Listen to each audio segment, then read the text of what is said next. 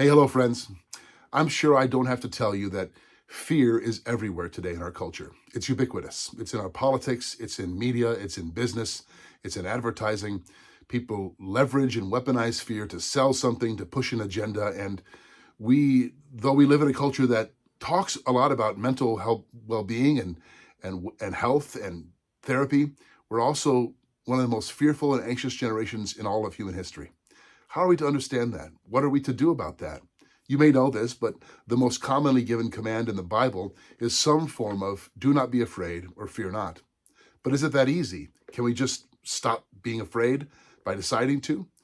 How do we understand this as fearful and anxious people, or when fear comes to us? And how exactly do we obey that command to fear not? I want to take you to Psalm 27. It's a psalm of David, and I think it offers us an antidote to fear from the Christian perspective.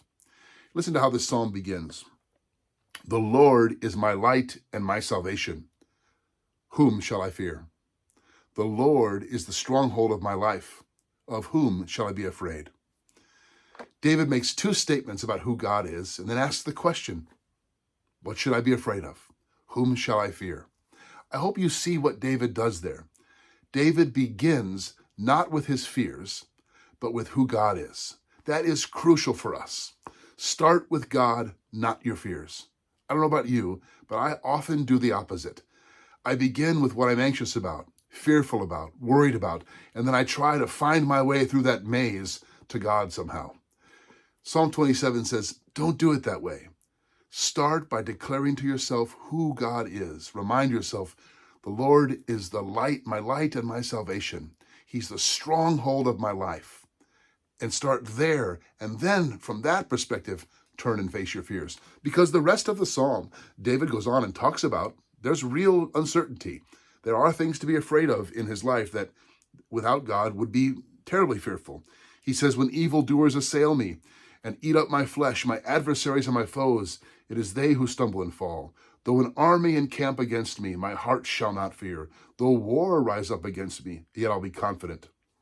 So it's not as if David has it easy. There's uncertainty in his life too. But he begins with who God is. And then listen to this in verse 4. One thing have I asked of the Lord that I will seek after. One thing. If you are in the midst of fearful and uncertain and anxious circumstances, what's the one thing you most want? What's the one thing you most need? If we're honest, for many of us, what we want and think we need is for a change in circumstances. Lord, get me out of this. Lord, make it stop. Lord, bring security. Lord, change my situation.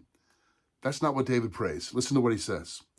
One thing have I asked of the Lord that I will seek after, that I may dwell in the house of the Lord all the days of my life, to gaze upon the beauty of the Lord and to inquire in his temple. Isn't that amazing? In the midst of his fear, David realizes what he needs more than anything is not a change of circumstances, but the presence of God in the midst of them. This is crucial for us.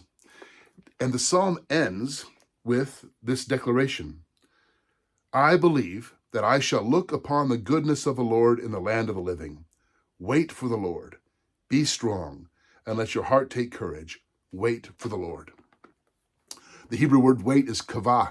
It means to wait with eager expectation, to wait hoping and believing in what will come. And that's what David is doing when he says, I believe that I will look upon the goodness of the Lord in the land of the living.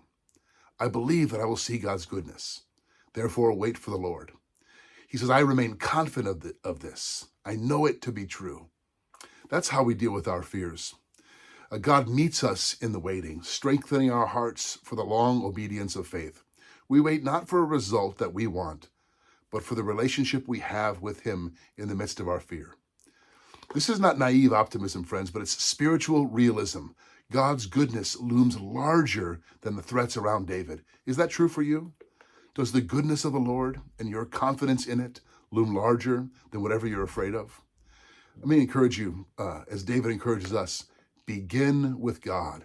Replace, fear says to us, what if? What if the worst happens? What if the diagnosis is bad? What if it doesn't work out?